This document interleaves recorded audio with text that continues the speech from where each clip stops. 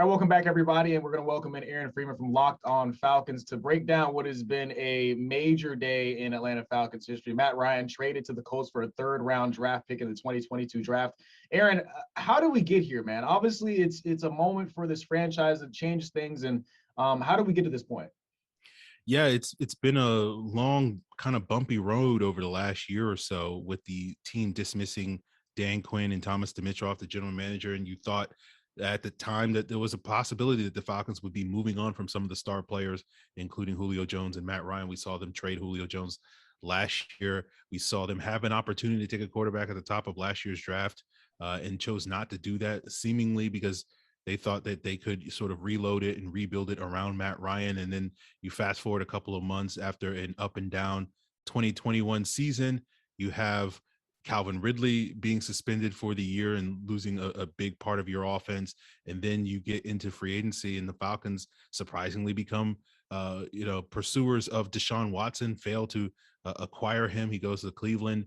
And then that leads to, this Matt Ryan exit at that point in time. If you're going after Deshaun Watson, there's no room for Matt Ryan in Atlanta. And that ultimately results in him being traded to the Colts today. So it's the end of an era. And certainly you just rewind a couple of months, it didn't seem like we were going to get here, certainly not as quickly as we did. So, Aaron, I do want to ask you, do you think that it was necessarily worth it? I mean, obviously they didn't get Deshaun Watson, but I'm just speaking from a perspective of they go after a guy that has his off the field issues instead of a guy that they have in-house that has been so good at this franchise. Do you think it was worth it to go after Deshaun Watson? And obviously they have to live with this decision now. Sitting here today, it doesn't feel like it's worth it. At this point in time, you don't get the player. You get a player that has sort of the controversial issues surrounding him with those 22 active civil suits against him. In Deshaun Watson, you have a player that's been a standout stalwart face of your franchise. You've had no issues with Matt Ryan for 14 years and seemingly trying to replace him with a player that certainly I think most people would agree, at least when he most recently played football, and Deshaun Watson was a better quarterback than Matt Ryan, certainly a younger quarterback with a bright future, at least on the field. We don't know quite what to make of his off-field situation. And so it makes sense from that standpoint for the Falcons to pursue a player like Deshaun Watson, but you're sort of, pushing your sort of fans of the franchise and Matt Ryan out the door.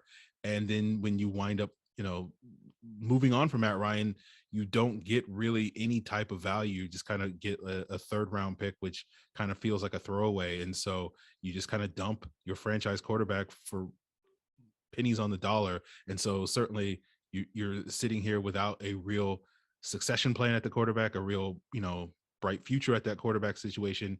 And then you don't even get the trade value in it. And you also sort of sully your reputation to in a lot of people's eyes by the pursuit of Deshaun Watson, given his off-field issues. So it feels like a lose-lose for the Falcons. I'm wondering, in your opinion, could they have handled this any worse? The Falcons. I mean, they go after a guy that has all these off-field issues, and try to replace a guy that's been in your franchise a long time. You get neither, and now the future of your franchise is certainly in question. But really, really the end of the career for Matt Ryan in Atlanta, it's obviously not as what people thought it was going to be after giving so many years to this franchise. Yeah, it's hard to imagine it ending worse than this. I can't really fathom what that would look like. So let's just say this is not the ideal way to do so. And it's not the fact that the Falcons are moving on from Matt Ryan, because again, circling back to decisions that were made last offseason, had they taken a quarterback in last year's draft, I think people would have seen, oh, this is the trajectory that the Falcons are headed towards. And therefore you could have had a parting of ways with Matt Ryan this offseason, sort of on mutual terms. But it doesn't seem like that's the case. It seems like they're moving on from Matt Ryan because they have sort of a lot of egg on their face from that failed pursuit of Deshaun Watson. So I think in terms of talking about this situation getting worse for them, it's hard to imagine a worse scenario for them.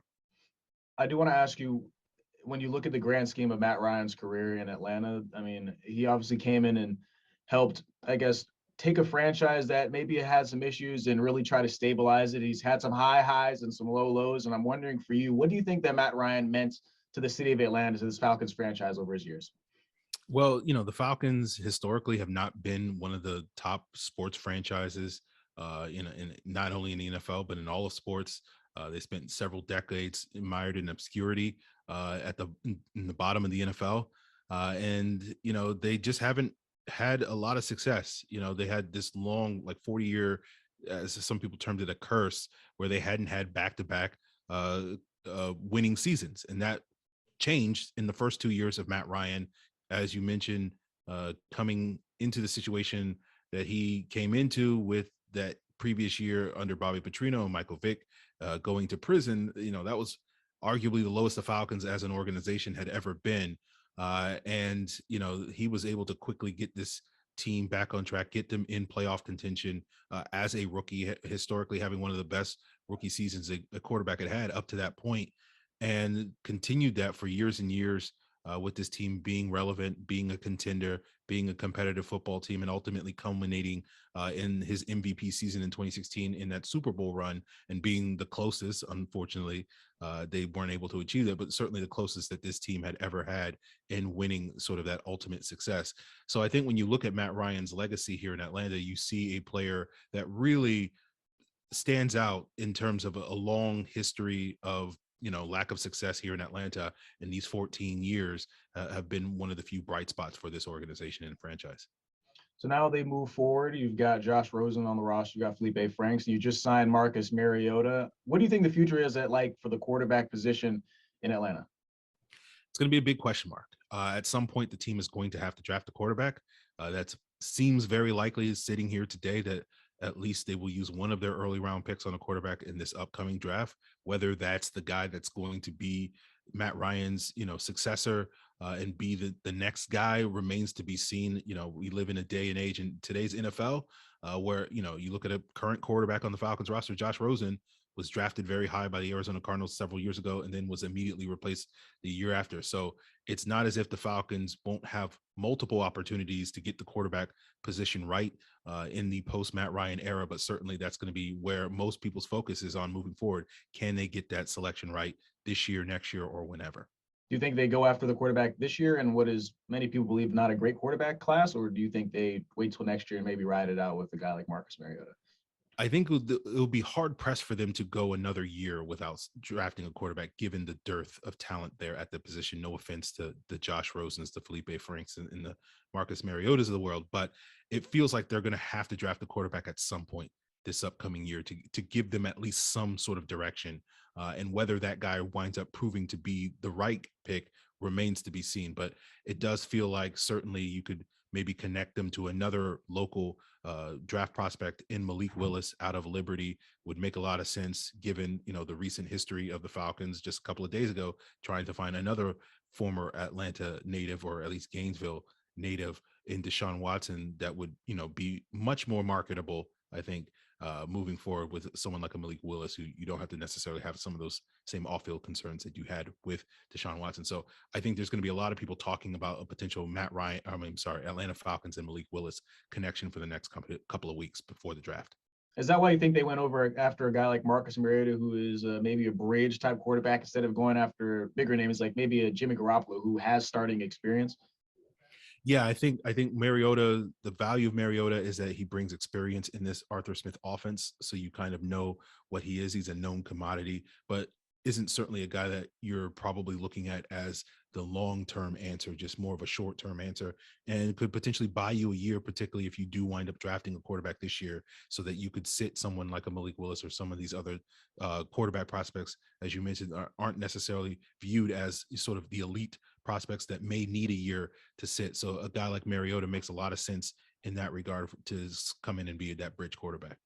All right, my final question for you. I want to ask you about just Atlanta sports as a whole. Of course, you lose Matt Ryan, who's been in this franchise for many, many years. Talk about the Braves. Freddie Freeman is no longer in Atlanta Braves. It's kind of a new era in Atlanta. And I think I'm just asking big picture, what do you kind of see about just Atlanta sports in general as they move towards new age without two guys who are franchise and cornerstone pieces of sports in this area?